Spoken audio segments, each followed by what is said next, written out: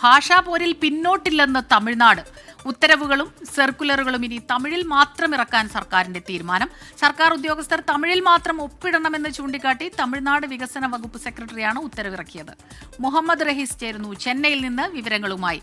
ഭാഷാ പോരിൽ പിന്നോട്ടില്ല എന്നുറപ്പിക്കുകയാണ് വീണ്ടും തമിഴ്നാട്. എന്തെല്ലാമാണ് ഈ ഉത്തരവിൽ പറഞ്ഞിട്ടുള്ളത്?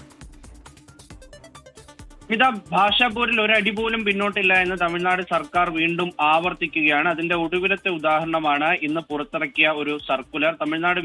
തമിഴ് വികസന വകുപ്പ് സെക്രട്ടറിയാണ് പുതിയ ഒരു ഉത്തരവ് പുറത്തിറക്കിയിരിക്കുന്നത്. അതായത് തമിഴ്നാട്ടിൽ ഇനി സർക്കാർ ഉത്തരവുകളും സർക്കുലറുകളും തമിഴിൽ മാത്രം ഇറക്കാനാണ് തീരുമാനമായിരിക്കുന്നത്. നേരത്തെ ഇംഗ്ലീഷിൽ ഉത്തരവ് ഇറക്കുന്ന ഒരു പതിവുണ്ടായിരുന്നു.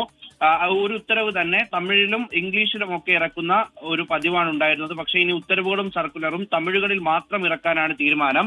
ഒപ്പം ഈ വകുപ്പ് മേധാവികൾ മന്ത്രിമാർക്ക് അയക്കുന്ന റിപ്പോർട്ടുകളും കുറിപ്പുകളുമൊക്കെ തമിഴിൽ മാത്രം നൽകണം എന്നുള്ളൊരു നിർദ്ദേശം കൂടി ഈ ഒരു ഉത്തരവിലുണ്ട്.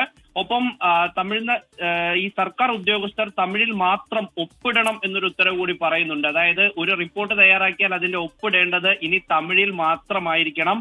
അത് ഉറപ്പുവരുത്തുകയും ചെയ്യണം. അത് സർക്കാർ ഉദ്യോഗത്തിലുള്ള ആരായാലും തമിഴ്നാട്ടിൽ നിന്നുള്ളവർ മാത്രമല്ല എന്നുകൂടി ആ ഉത്തരവിൽ പറയുന്നുണ്ട്.